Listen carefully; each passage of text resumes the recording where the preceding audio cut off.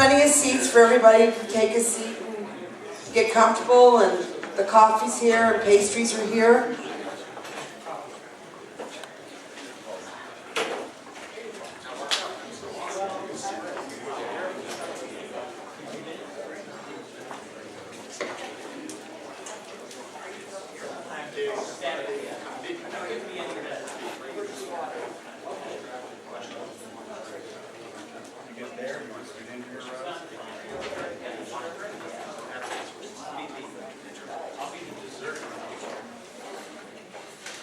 Wow. Good morning. I'm Brodie. I'm with Odyssey Hospice. Welcome. We're very excited. This has been a major undertaking for the High Desert Senior Forum. And we couldn't have done it with some great people and community leaders and sponsors. And I'd first like to recognize them. Homestead Senior Care, the Daily Press, Odyssey Hospice, Greiner Buick GMC, Sal Chavez Cakes, Senior Planning Advisors, and we'd like to give a huge thank you to Joe and Karen from Bear Valley Rentals. So if you could all applaud all of our sponsors.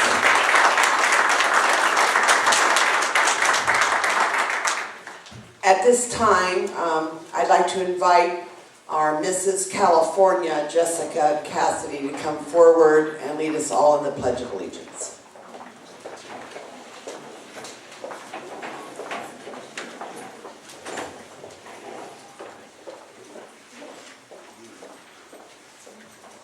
If everyone would please place their hand on their heart and join me. I pledge allegiance to the flag of the United States of America and to the republic for which it stands, one nation, under God, indivisible, with liberty and justice for all. And I have to say this, play ball, because Tigers are playing today. Thank you very much, Jessica, for taking time out of your busy schedule. Wow, we got a full house. Please find a seat, settle in. It's going to be an exciting morning. At this time, I would like to introduce the moderator for this forum this morning. He's the president of Greiner Buick GMC, Mr. Dave Greiner.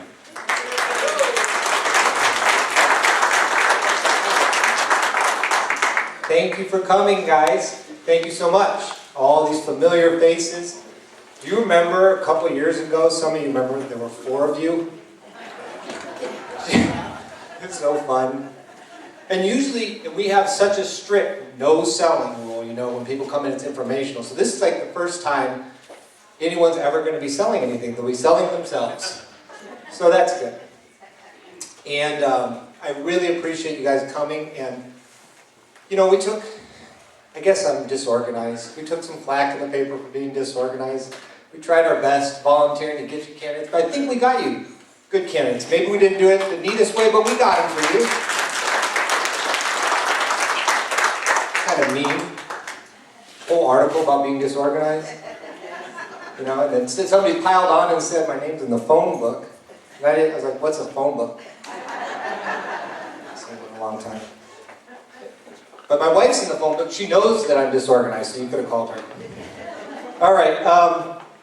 So anyway, but I wanted to say something. It's, for me, you're the important people here today. I mean, we've worked so hard to give, the first thing we said when my dad came of age and we said, let's give seniors a voice, let's get together. And how many times have we asked people to come and they said, how many people do you have? And now look at you. They're here. So I want to give you guys a round of applause for sticking with this forum. Way to go. Okay, welcome everyone. We're going to do the supervisor's race first, and then we'll take a little break and we'll do the congressional race. And then afterwards, we're going to have all the time in the world for you guys to talk to our forum members and whoever else came from the public. The rules are kind of easy. You get a 1-minute opening speech. You can give 1-minute answers to the questions. I will redirect only on the questions when I feel like maybe we didn't address the entire issue. because we went over them with the seniors, kind of what was important. And then we'll do a 2-minute close. Okay, so we'll do the supervisor's race first, then we'll do the congressional race. Maybe we'll take a 5-minute break to stretch our legs, but I really appreciate all you guys coming, because I know that it was a messy process in getting everyone here, and thank you for bearing with us. We don't do this every day.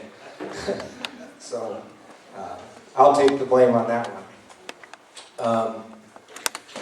Okay, so let's start with the supervisor's race. Starting with Chair 1, there's a microphone there if you don't mind. Why don't you take 1 minute, introduce yourself to us and the seniors, and then we can pass it straight along. Good morning.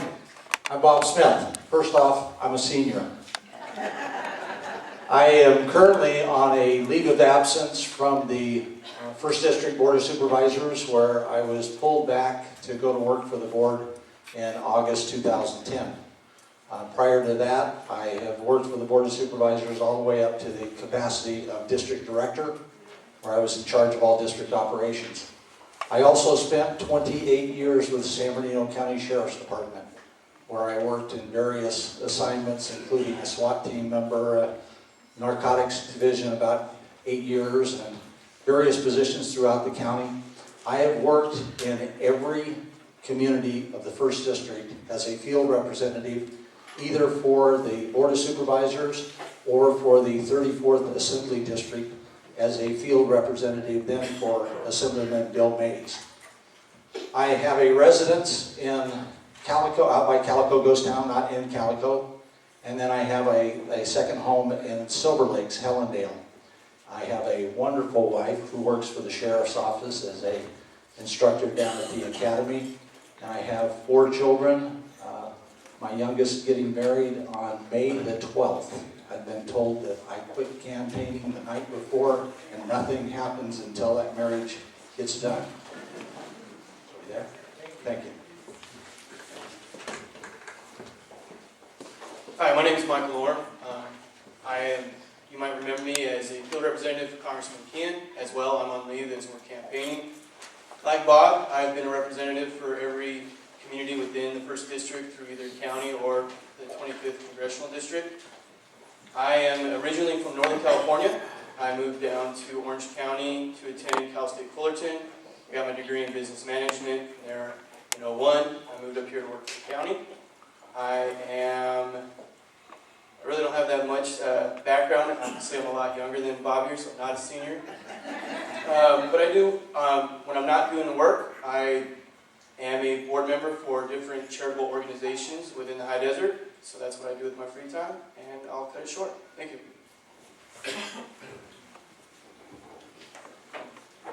Thank you. I want to thank Dave and everybody for showing up today here. My name is Rick Raleigh. I've been a public servant for 30 years. I currently work for the San Bernardino Sheriff's Department, capacity of lieutenant. I've been on the town council for 8 years, served 2 terms as mayor. I've been up here for 40 years. I'm not a senior, but I do have a grandchild already. But I want to say real quick, while I have about 40 seconds left, is that I got involved with this race because I am concerned about what's happening to our 1st District. I've been up here for 40 years. Our property values have dropped 50%. Crime, just reading yesterday's paper, is up 30% in some areas of the High Desert. Just down the street here last week, a man was murdered in the busiest intersection in the city of Victorville, probably the whole High Desert, in cold blood after a robbery. I am concerned, and I'm just appalled at what's happening. The corruption in the county is out of hand.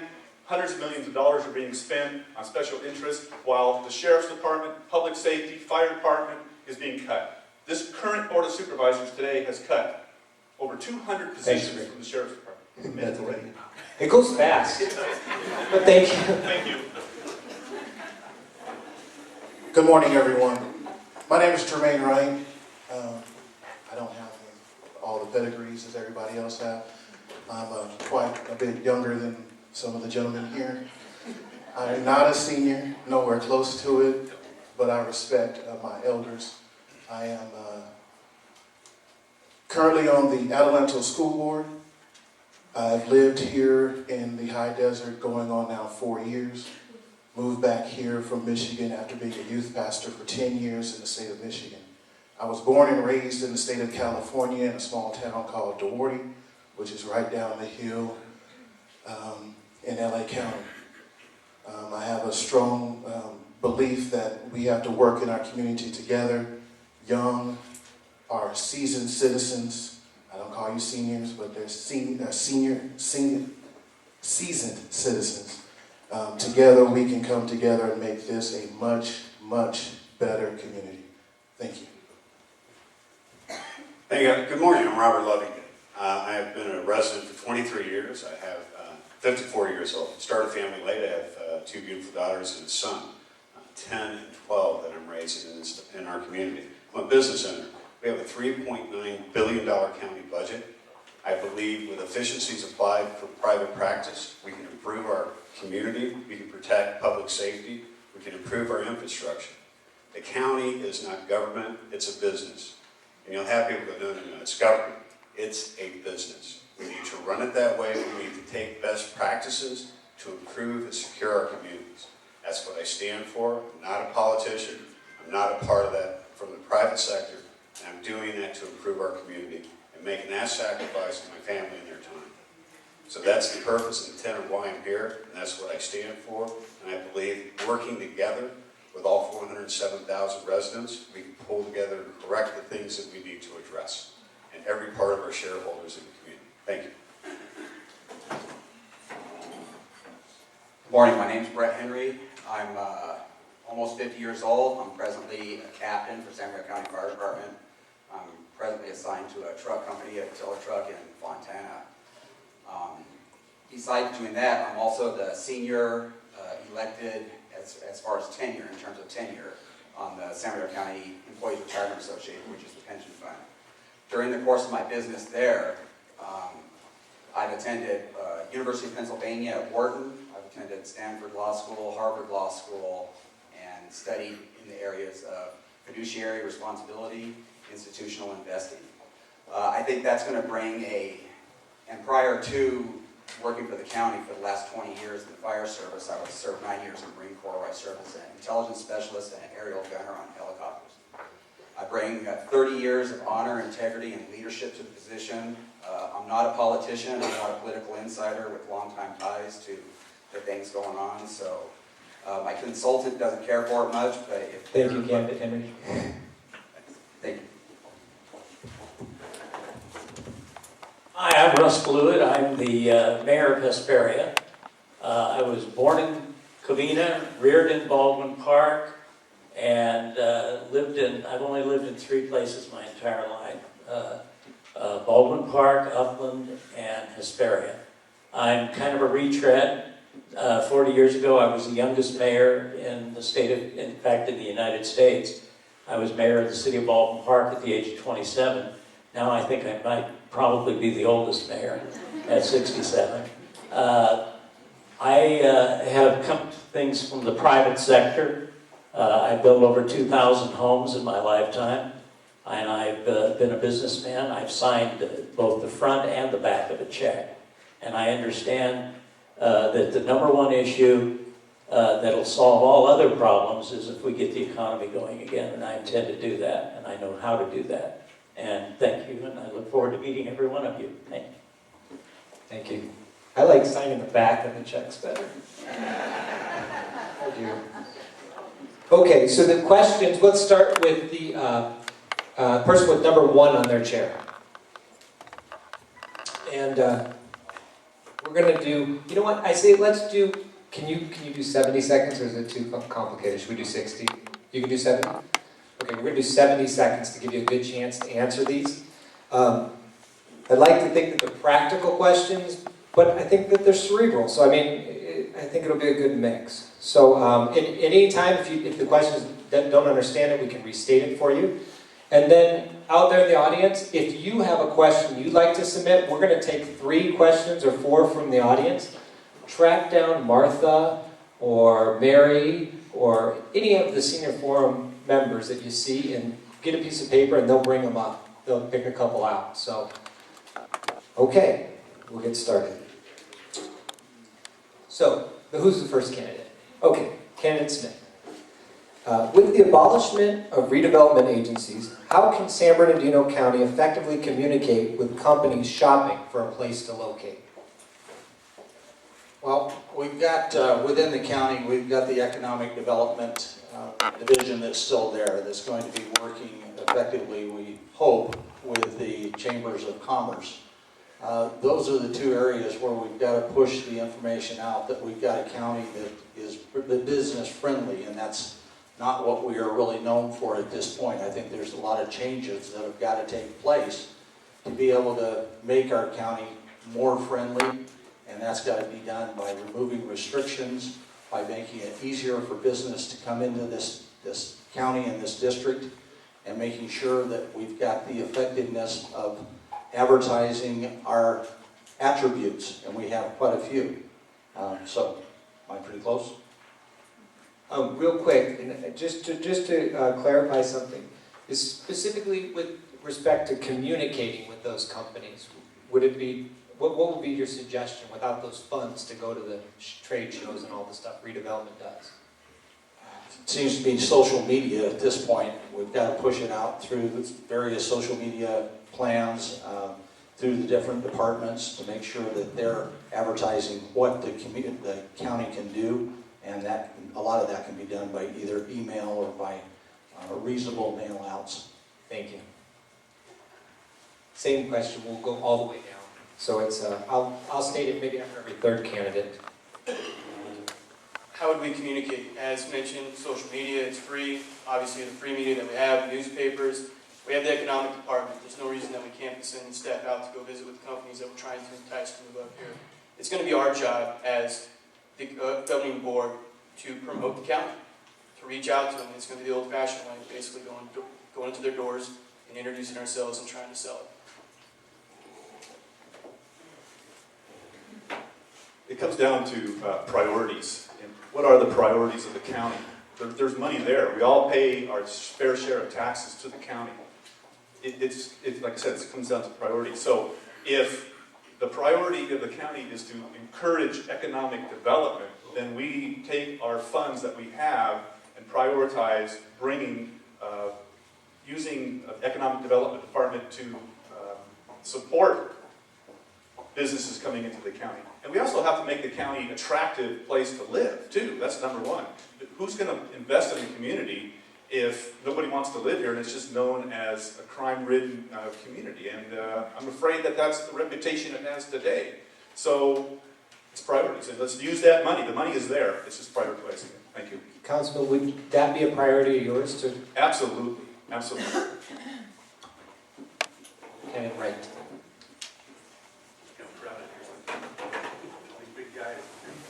We're not the smallest guys that they're trying to move around. You know, I honestly believe we do have to use our social media, but we also have to use things that we already have available to us. We have our chambers of commerce. We have all kinds of different outreach programs that we can use to let these businesses know. And the biggest thing we can use is the current businesses that are here. Let them know that we support them. And then when we support them, they're going to be able to tell other people. Word of mouth goes further than just seeing something posted on social media. Someone tells you something is good, and they give you a reason why. This community is the place to be. This is where you need to be. And then businesses hear that, and they come in. They want to see what's going on. And I agree. We do need to switch around and fix some properties and things that are going on in here. Make our community safe.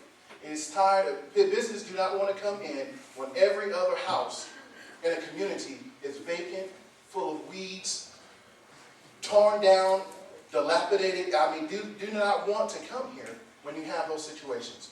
Thank you. Real quick, so you would not be in favor of redistributing resources for economic development, more word of mouth? It's not, we have to redistribute the money, but we have to have those people that are here being happy to be here.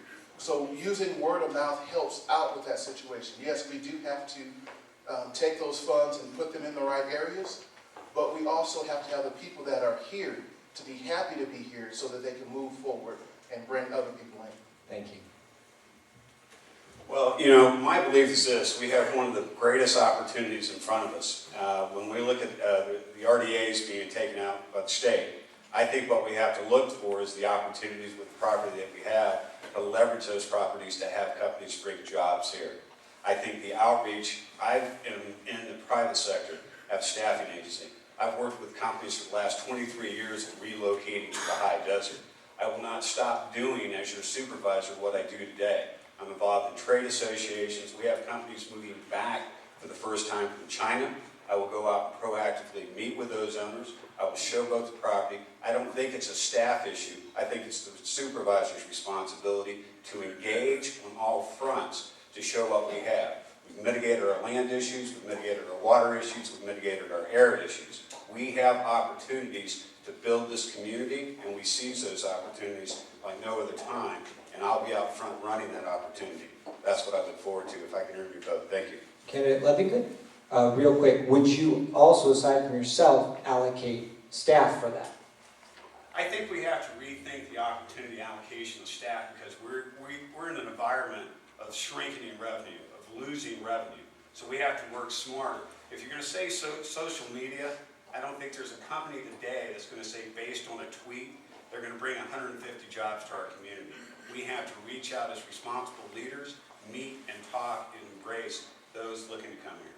Thank you. Unfortunately, being at the end of the line, a lot of the answers have been covered. So the social media, certainly all those things. One of the things that I want to do besides this is to have citizen advisory groups. One of them would be senior advisory group, one of them would be a business advisory group. It's going to be impossible going into a campaign like this and this job, being an expert on every single issue. So you're going to need to bring in some experts to give you good information so you can make good, intelligent decisions. So one of the things that I would do is, besides the social media and all those things, but the other thing that I stand for is public safety. After 20 years in public safety, I agree with many of the candidates here. You got to be safe. You got to feel safe at home, that there's going to be qualified, experienced, trained first responders that come. You got to feel safe going to the store, and you got to sleep warm under the comfort of your blanket at night. So you would seek outside counsel on how to kind of encourage that business? I think that I want to have all the best information to make the best decisions. One of my heroes, Ronald Reagan, and I think that he had great advisors. He wasn't an expert on everything, so you have a good staff that does that. So I think bring experts. Thank you.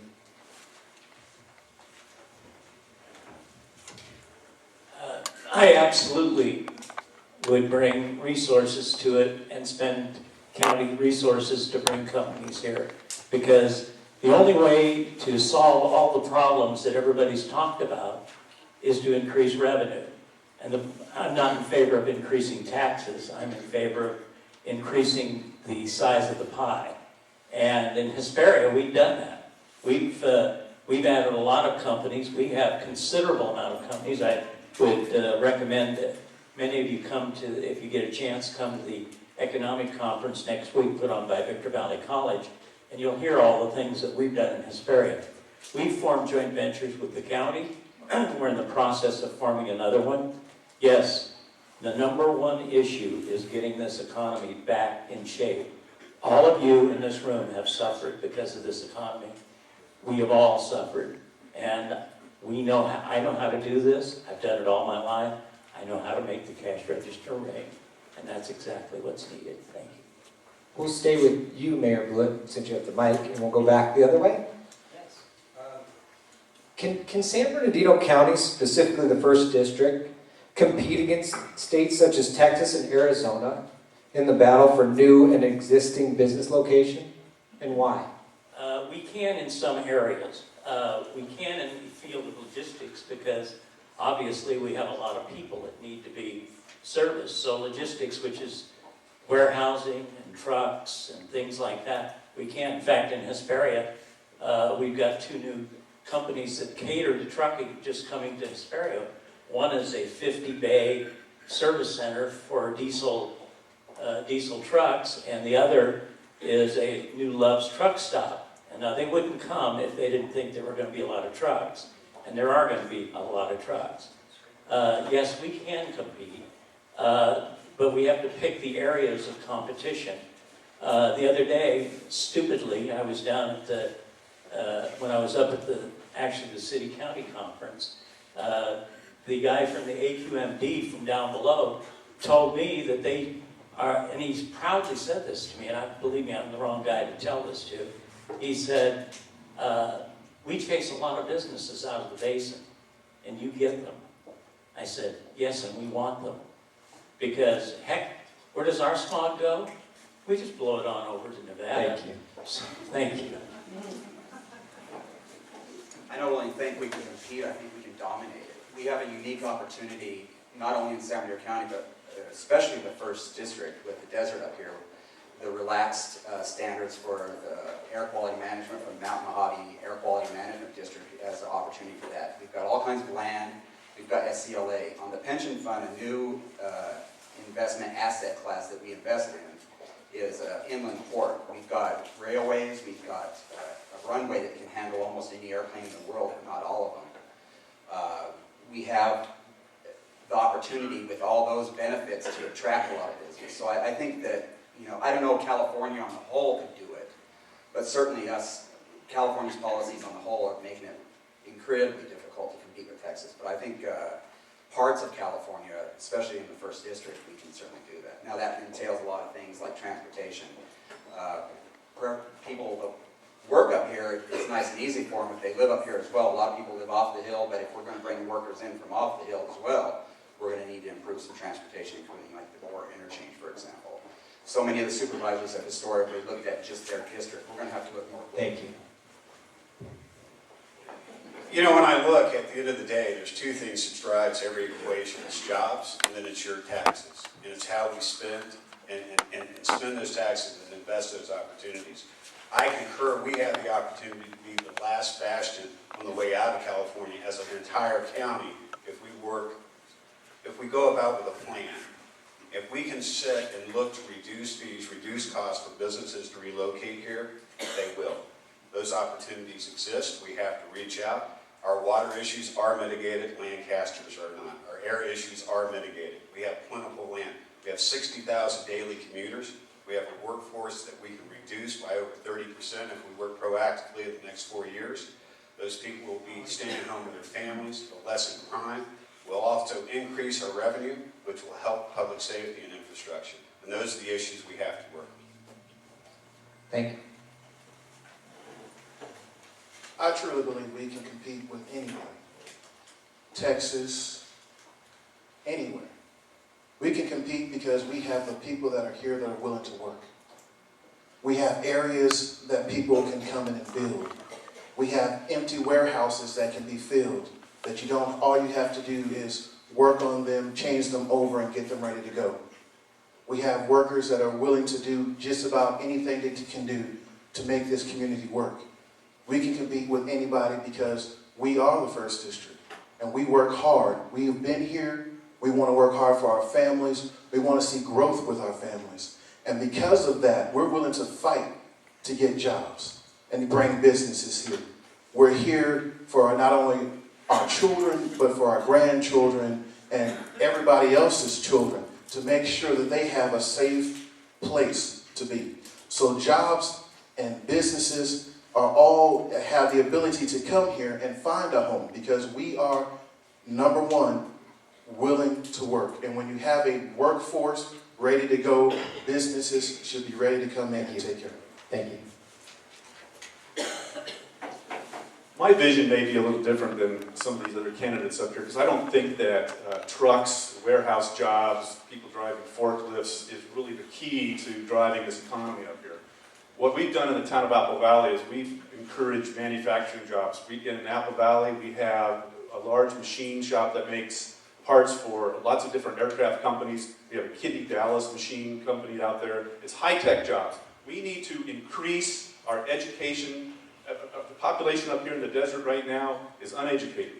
They've got high school diplomas. We need college-educated people to come to this area for high-tech jobs, because forklift drivers, $10 an hour, truck drivers, $15 an hour, isn't really going to drive this economy up here. We need to really sell the high desert 1st District, and we can do that. We can compete with Texas. Texas has lots of high-tech jobs. It's not just a logistics state where it's trucks coming from Long Beach, dropping off goods, moving them to Nevada. We need to manufacture jobs here. And that's my vision. Thank you. Thank you.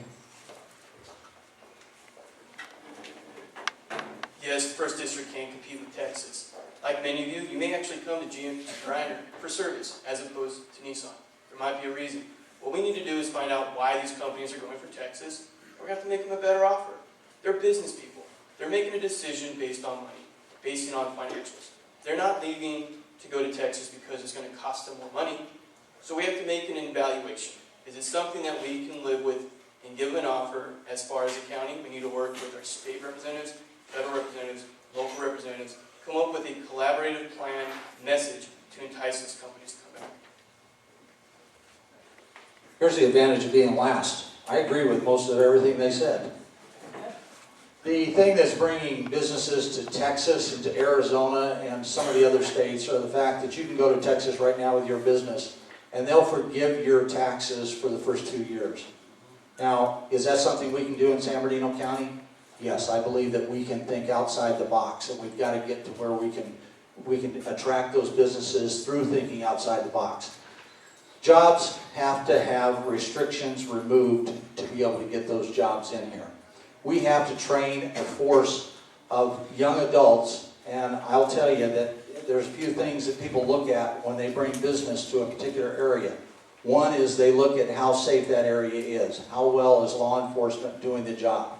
They look at what the schools are. What are the schools doing for the kids? Are there good health care facilities if they're seniors and older or moving towards senior life? Those are all things that we need to be able to encapsulate. I can tell you that I've been on 3 school boards, and one of them is Summit Leadership Academy, where we train the kids there through 9th and 12th grades to become police officers, firemen, and go into the military. Thank you. Thank you. Okay, I have 2 more spicy ones here, and then I'll go with 2 of these, and then we'll take a break. These are the better ones. You guys will like these better. Okay, we'll start with Canada. Under your tenure, if you are to be elected the supervisor, would you be supportive of projects such as open-air waste composting, solar, and wind products in development of desert land if it's determined to be economically beneficial to the residents? So we're taking the presupposition that this is an economically beneficial act. Assuming that, would you be supportive of the development of desert lands? I guess the question is kind of twofold. Are you supportive of developing desert lands based on economics? Yes. But you can't make the decision solely on economics. You have to look at the impact it's going to have on the community. I believe one of the things he mentioned was open composting. There's actually one being done right now. It's outside of the Hinckley area. Would that be good next door? No. If it's economically friendly, would it still be good? No. So you have to look at multiple equations to see if it's going to work out. Answer your first question, David, no to the open compost. Solar, yes. Wind, probably not. I think it's too intrusive. We've got a lot of open land out there, and there's a land grab right now for public lands to build these wind farms and these solar. So it's a very tricky question. But if it was economically viable and it benefited the 1st District, then yes. But definitely no on the open compost.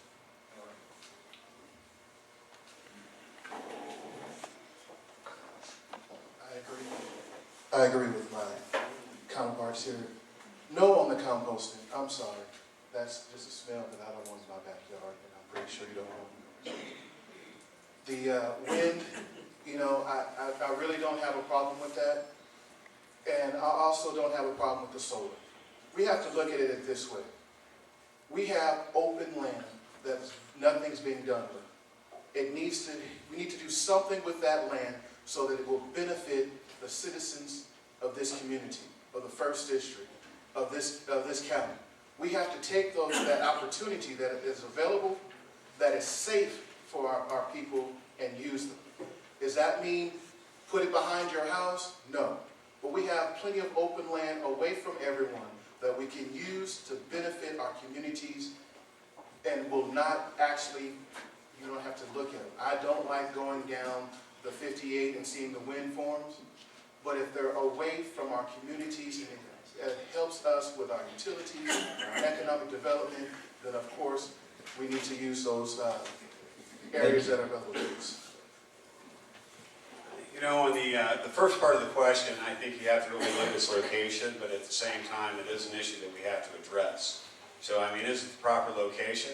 I'd have to be able to evaluate that. I'm not completely up on that. So I would have to say, I'd have to have more information to make a decision.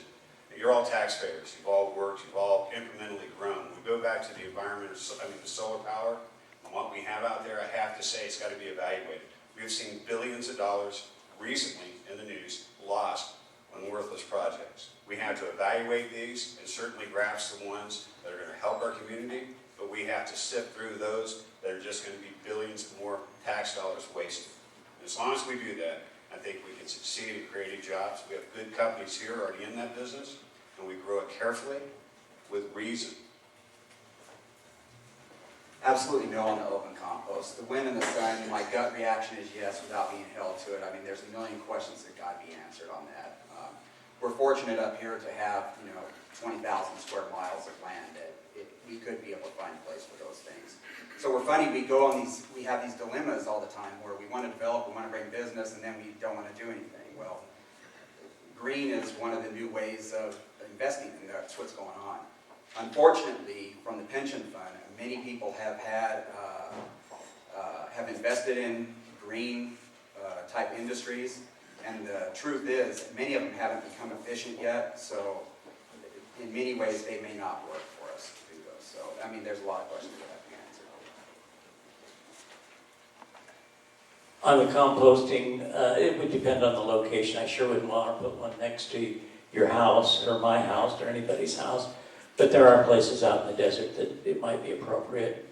Most composting plants are generally enclosed, and I would favor that generally. I'm going to take a little bit different tack on solar.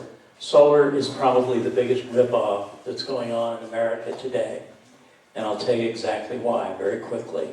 Ripoff number one, they're giving large subsidies to companies to build solar plants. $1.6 billion for the one out by the Nevada border, which won't generate job one in California. Ripoff number two, and you get to pay for this, by the way. Ripoff number two is the transmission lines. They have to be upgraded so that you could get the power.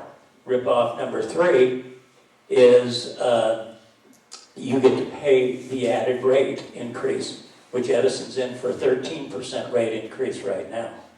And by the way, California pays twice as much for energy as Nevada or Arizona. So if they want to give solar, they should put it on your houses. That's the right way to do it. Thank you.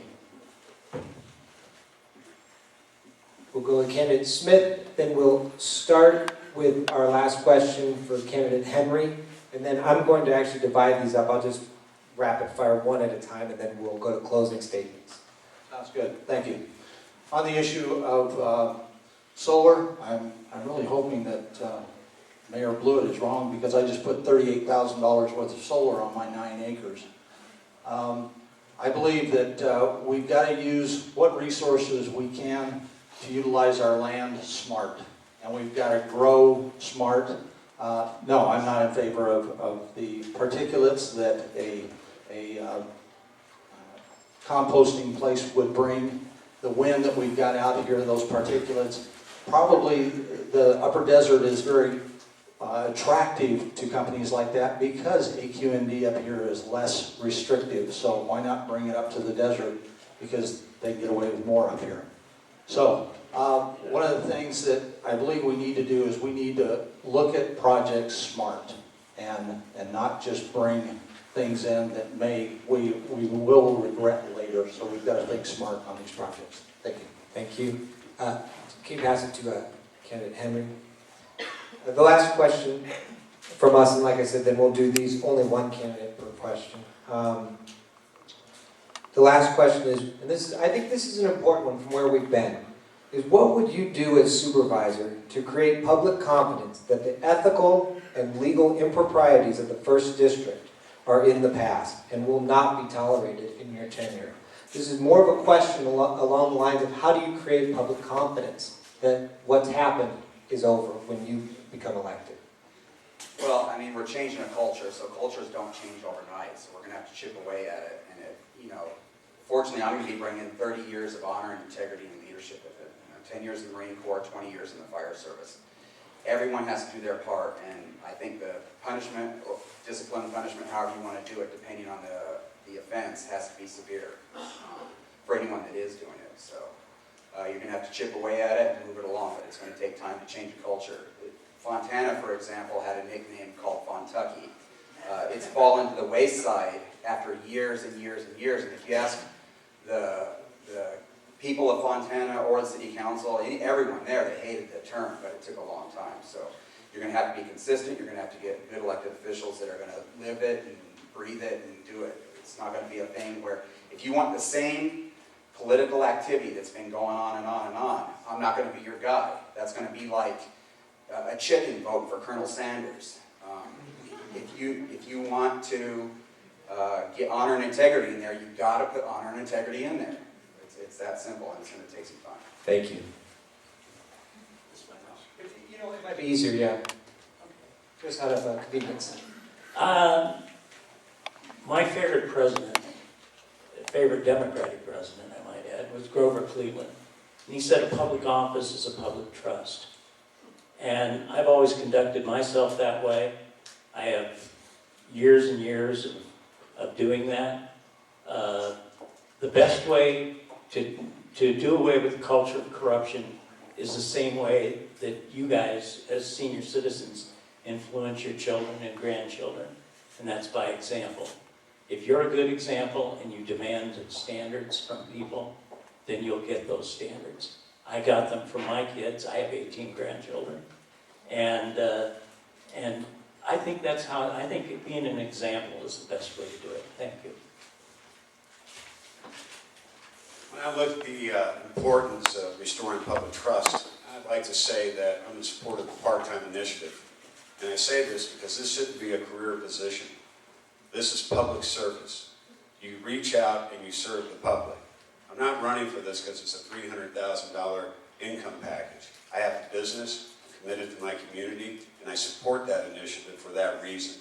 And let me share with you, if staff and the CEO of the company is not doing its job to be within its constraints, then it's the board's responsibility to collectively change that. That's the purpose. I believe today there's a great CEO running the county, and I say, but that's how you run it as a business, and that's how you restore public trust. How do you restore public trust? Trust is something that's earned. Trust is not something that is given to you. You have to earn people's trust. And when you see a problem, you take care of it immediately. You don't do it in private, you do it publicly. You let them know the next person that does it, this is what's going to happen. Though I know with human resources problems and situations, you have to handle things delicately. But you know what? We have to let the public know that we are not going to allow these things to happen anymore. We have to earn the respect. We have to earn trust. I was never given trust. With my parents, I had to earn their trust. They give you an hour, you take an hour.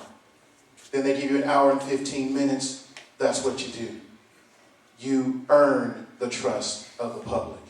And you let them know that no matter what, I'm going to do the job that I was elected to do and do it the right way to make sure that everyone knows what's going on. Thank you. There is immense pressure on politicians.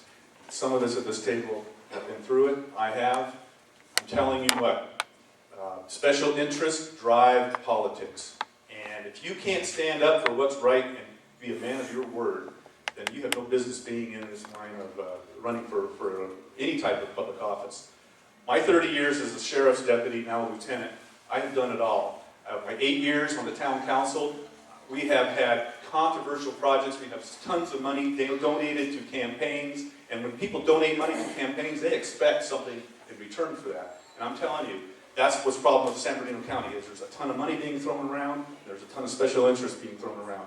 And I have withstood it. I could take the shots. And the problem with people that get involved in politics, they get a little bit of power, they don't know what to do with it. Well, 30 years ago when I took the oath, I was given the ultimate power to take your freedom and take your life if I chose to, if I could say that my life was in danger. So that sets me apart from a lot of these other people that are running today. And I'm telling you, if we don't get a handle on the ethics in this county, we're not going to go anywhere. Thank you. The only way that we're going to be able to restore faith in the community is by example. By getting, whichever one of us gets the opportunity to be your first district supervisor, once we're in that office, we have to do what we say we're going to do. We have to actually do what's right and go from there. For myself personally, I just have a very good test of it. My mom lives in the area. I want to be able to look my mom in the eye, and I'm not willing to embarrass my dad's name in the paper. Well, I think the answer is transparency. Once I'm elected, my office will be transparent. If you have a question, if you have a concern, if you're in doubt of something that is illegal, unethical, then you're welcome to step into my office and the transparency will be there for you to be able to examine it. I too spent 30 years, 28 years with the San Bernardino County Sheriff's Department. You, when I took the oath, gave me the right to come into your homes, take care of your problems, and work with integrity. And I've done that for 28 years. I'm also a fire chief in my particular community as a volunteer fire department.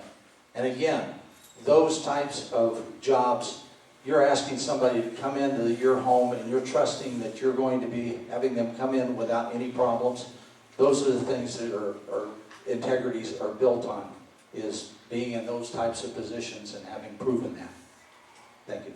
Okay, so we're going to wrap it up here, and I'm just going to go through all, these are the audience's questions. These are not the forum's questions. I'm just going to go one question, so that we can get to the other set of the debate. So, the first question, let's just start with candidate Smith, is from the audience. Is one of the largest issues facing our country and our state are unfunded public sector pensions. Are you willing to tackle this issue? Yes, I am. I want to know how to get the comfortable chair, too. This is the Big Daddy chair. That's the Big Daddy chair, okay. Yes, I believe that if you look at the governor's plan right now, he's got a 12-step plan that I believe starts addressing a lot of the pension reform issues. Pension reform, it grew out of hand when the economy was really good. And government is real good at growing when things are good, but they're not real good at reducing when things go bad, when the economy takes a dive. So we've got to step in there, and those things, those injustices that were put in place, we've got to step in there and reverse those. And pension reform is one of the biggest. Thank you.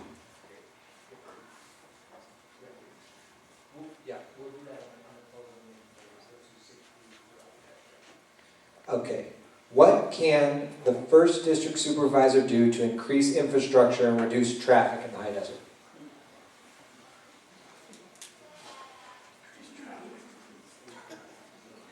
Well, unfortunately, most of the traffic is within the cities, so the only thing that the first district supervisor can do is work with the cities and work with Sandbag. As far as the unincorporated communities, we need to find ways to pave some of our dirt roads and go from there. And unfortunately, they consider increased infrastructure. We need to find ways to allocate the amount of money that we have within the budget to increase the infrastructure in the unincorporated areas. As first district supervisor, we don't oversee anything within the cities, so it's only related to the county areas. To try and entice businesses to come up. By doing so, you take an evaluation of we're spending X amount of dollars, the business come in, it generates X amount of dollars in property taxes, and we recoup our funds. What is your position on, on the proposal that district supervisor be part-time position? I don't have an issue with it. Really, the way the initiative was written, it really doesn't take away duties or time. It's just a reduction in pay. And I believe really that this position, I mean, I've worked for the town of Apple Valley for my council, and I put sometimes a lot of hours in, and I get about $600 a month. I wouldn't have the problem working as a board of supervisor full-time for $60,000 a year. I mean, that's pretty good money, so I'm not opposed to it at all. Thank you. In Candidate fact, I Wright. would encourage it. Thank you. Candidate Wright. There's a, I'm gonna have to shorten this one. There's an interjurisdictional issue with the development of Victorville, a corner in Victorville where flooding could come from Hesperia through the development of the Walmart and flood a county protectorate, Spring Valley Lake. What's your position on this? Would you get involved in this, or is it a Victorville issue? Though I believe it is a Victorville issue, but we have to look at the community as a whole. And therefore, I am 100% against Walmart moving into that area, because we have to protect those citizens in those areas. If it is going to cause a problem with one part of the community and another part of the community grows, it is not fair to everybody else. You have to move into an area where it will not affect other people's property and their rights as well. Okay. This one's really... I guess it's the luck of the draw. Okay. Let's see. I'm going to try to surmise this one. It says, how will you turn San Bernardino... I'll read the question first so that they're heard, but then I'd like to redirect it a little bit. How will you turn San Bernardino County from a nanny welfare county to an area where people want to be welfare recipients are attracted to this area because of the benefits? So I think the question is, how will you make San Bernardino County attractive to people who are not receiving public aid? Well, I think there's two things. I think we have to seize the opportunity within the new housing market. And when I say that, you know, in this collapse, we have right-priced homes. So young family members can buy a house, afford a house, and take care of a house. We have to move that forward to attract them here, and we have to bring jobs. And I'm not talking about $10 an hour jobs. There are plenty, $50,000, $60,000, $70,000 a year jobs in manufacturing that we can bring here. That'll take traffic off the freeway, it'll generate revenue, and it'll also change the complexity and the demographic that you're addressing. And that's how we do it. We also have to have an outreach, folks, to look at that social cost and understand that we have to train from within. We cannot ignore the fact that we have people that are in dire need of training to be competitive. They're not going to be computer chip manufacturers, and we have to seek out opportunities that most benefits that. This is apropos. Ken Henry gets a question from Helendale. It says, what can the Board of Supervisors do? And this is kind of the background. I understand the county, as we all do, has a problem with money.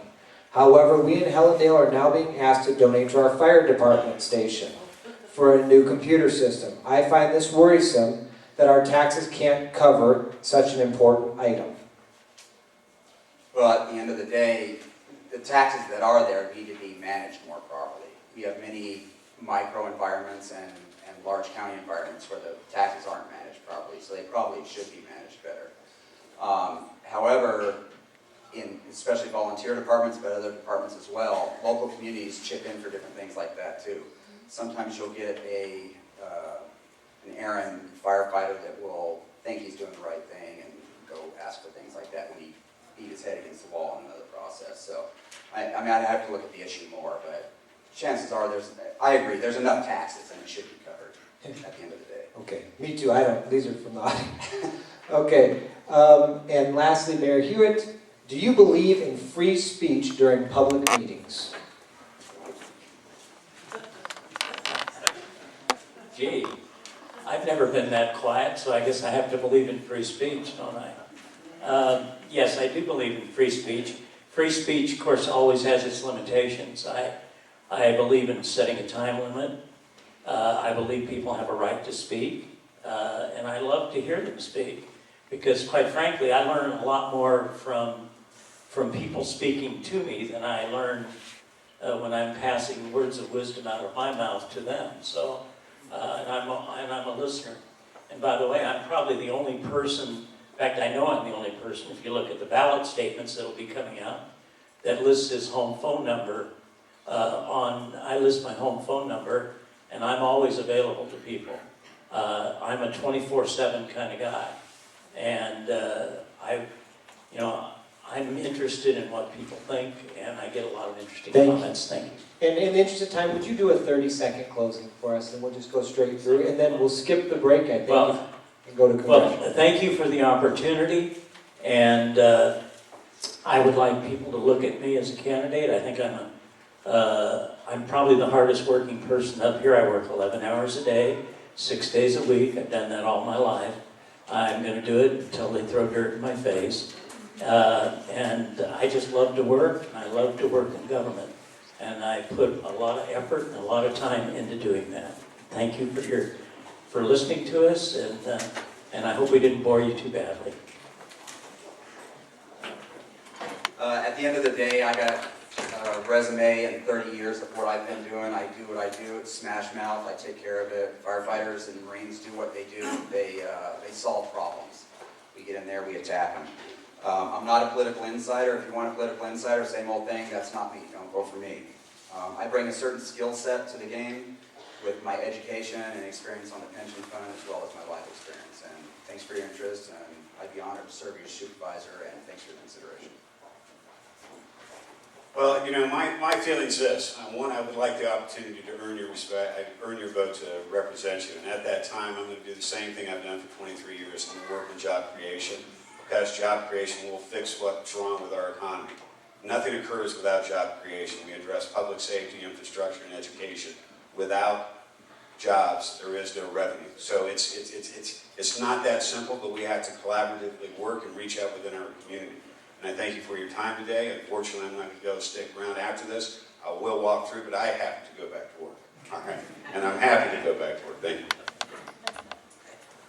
I just want to thank you for the time that you came out to hear us talk. And just to let you know that though I'm a young man, I'm a wise young man. And that I'm going to work hard in my community as I have every day since I stepped into this community and every community that I've been in. I'm going to work hard not just for me and my children, but for everyone in this community. I am the change that Thank you. Thank you. Appreciate it. Well, thank you. I really appreciate these opportunities to get out here and speak and see such a good crowd here. I've dedicated 30 years of my life to public services. I've been 20 years old. I love this county, I love this district, and I'm a man of high morals and ethics, and I will bring that to the 1st District. And I really am concerned with what's going on in this 1st District, and really would respect and appreciate your vote, and I will be your supervisor. Thank you. As well, I thank you for coming out. With today being a senior forum, it didn't really say we had any questions regarding seniors. So for anyone that lives in the unincorporated areas, I've been a field rep up here for 10 years. One of the things I'd like to see the county bring back is the senior lunch program. Unfortunately, out in Wrightwood, Phelan, Pinion Hills, and El Mirage, that program was cut. It'll be one of my priorities. And I humbly ask for your vote. Thank you. Thank you very much for everybody being out here today and listening to all of us. I have spent my career, my life, working in public service. And if I'm standing alongside a pool or if I'm drowning, I don't think I want to reach out or have the person that has no swimming experience to come try and save me. I have worked in government to improve government. I will work to continue to improve government. I believe there's ways to do it in San Bernardino County by drawing jobs to this county, by removing restrictions, by making sure that... Okay, everyone.